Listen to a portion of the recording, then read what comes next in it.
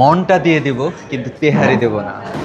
দেখতে পাচ্ছি বিফ তিহারি। আজকের ভিডিওটি একটু অন্যরকম, কেননা এতদিন আমরা খাবারের সন্ধানে রেস্টুরেন্টে গেল, আজকে আমরা রেস্টুরেন্টে যাচ্ছি রান্নাঘরের সন্ধানে। রান্নাঘরে হয়টা কি, কেন তারা এত ফেমাস? এতদিন শুনে এসেছি তারা চট্টগ্রাম কাঁপিয়েছে, এবার তারা এসেছে ঢাকায় এবং গুলশান একে তাদের কিচেনে। আজকে আমরা ঘুরে দেখবো কিভাবে তারা রান্না করে, কেন তারা এত বিখ্যাত, কেনই বা এত মানুষ এখানে প্রতিনিয়ত আসছে তা জানতে আজকে সরাসরি আমাদের সাথেই থাকুন। রান্নার শুরু থেকে শেষ পর্যন্ত আজকে আমরা সরাসরি কিচেনেই থাকছি।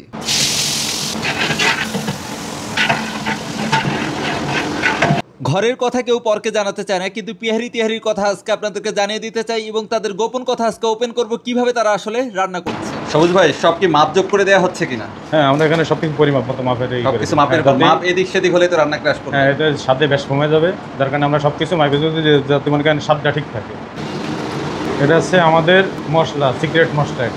এটা হচ্ছে আমাদের অরিজিনাল, যেটা মনে করেন তেহারির স্বাদ বাড়ায়, সব কিছু করে। এটা হচ্ছে সেই মশলা, সিক্রেট মশলা চলে গেল, যেটার জন্যই মূলত আজকের এই ক্যামেরা। এবার তারা পাতিলে কি দিয়েছে এটা তারা বলেনি, কিন্তু তারা বলেছে এটাই তাদের সিক্রেট, এজন্যই হয়তো তাদের রান্নার এত স্বাদ। 108 জনের। 108 জন? জি। মানে একেবারে স্পেসিফিক ভাবে 108 কেন বললেন? 120 জন খেতে পারে না? কিছু মাইপে মেনটেন করে দিই, যার কারণে আমরা যতটুকু করবো ঠিক ততজন লোক খেতে পারবে, কিন্তু এর বেশি আর খেতে পারবে না। রান্না করার তরকারি দেওয়া হলো এখন।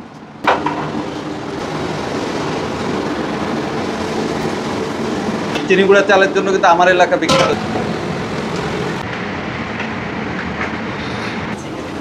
মাশাআল্লাহ, হয়ে গেছে তো ভাই। উপরে পানি দেখতে পাচ্ছি, নিচে তো একবারে শুকাই গেছে। দম দেওয়া লাগবে না? দম হয়ে গেছে ভাই। কতক্ষণ সময় লাগলো তাহলে? প্রায় আধা ঘন্টার মতো। দেখতে পাচ্ছি হয়ে গেছে। রান্নার শেষে ঘি দেওয়া হচ্ছে, এক্সট্রা একটা স্বাদ যুক্ত হবে। বেরেস্তা দেওয়া হচ্ছে। মাশাআল্লাহ, মাটির প্লেটে সার্ভ করছে সবকিছু। সবকিছুই মাটির, এটা আমার কাছে অনেক ভালো লাগছে। আর মনে আছে আমি ছোটবেলায় আমার দাদি মাটির এরকম ছোট ছোট এগুলোতে ভর্তা রাখতো, মাটির প্লেটে খাইতাম না, মানে আমার ওই কথাটা মনে পড়ে গেছে এটা দেখে। ঠিক আছে, কেন তো এটা মাশাআল্লাহ অনেক গরম করে দেখি। সব একটু একটু করে খেতে হবে, কারণ জানাতে হবে সবগুলাই। এটা হচ্ছে কি পেঁয়াজ বিফ না? দেখতে পাচ্ছেন আপনারা মটকায় কত কি পরিমাণে মাটন আছে, বিফ প্রচুর পরিমাণে বিফ। মাংস 50, তারপর রাইস 50-50। রাইসের সাথে পর্যাপ্ত বিফ আছে। মাশাআল্লাহ, সব থেকে মজা হচ্ছে আলুটা। আলুটাও সফট আছে।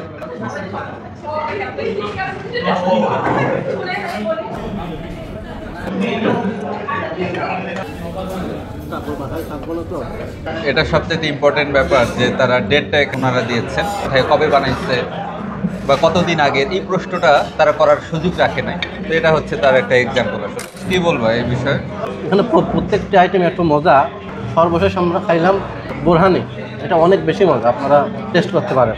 তাদের রিভিউ আউট অফ 10 কত হতে পারে? আসলে আমরা সেই ধানমন্ডি থেকে এই গুলশানে আইছি, খাবারটা এত মজা, আলহামদুলিল্লাহ আমাদের এত লং জার্নি করা সফল। আপনারাও আসতে পারেন।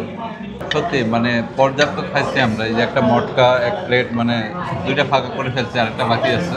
ইনশাআল্লাহ সব শেষ করছি।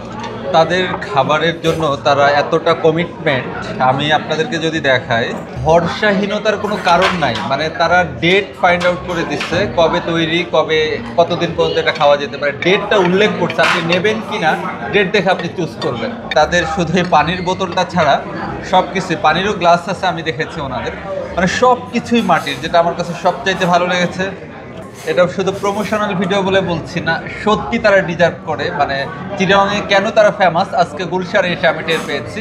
আর আমরাও যথেষ্ট মাশাআল্লাহ খেয়েছি আলহামদুলিল্লাহ।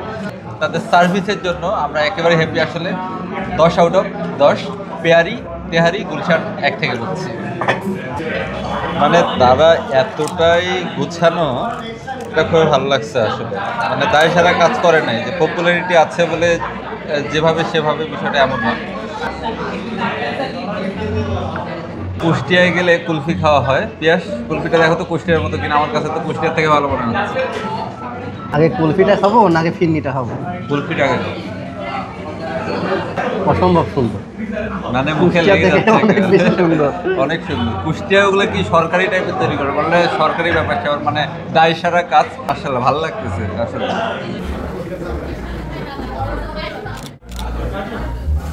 সবচাইতে বেশি সময় নিয়ে আমরা এই ভিডিওটা করেছি, কারণ আমরা চেষ্টা করেছি এর আসল রহস্য খোঁজার। আলহামদুলিল্লাহ আমরা সাকসেস, এবং তারা 10-এ 10 সত্যি প্রশংসার দাবিদার। বন্দরনগরীর চট্টগ্রামের পর এবার ঢাকা গুলশান 1-এ পেহারি তেহারি আছে কিন্তু।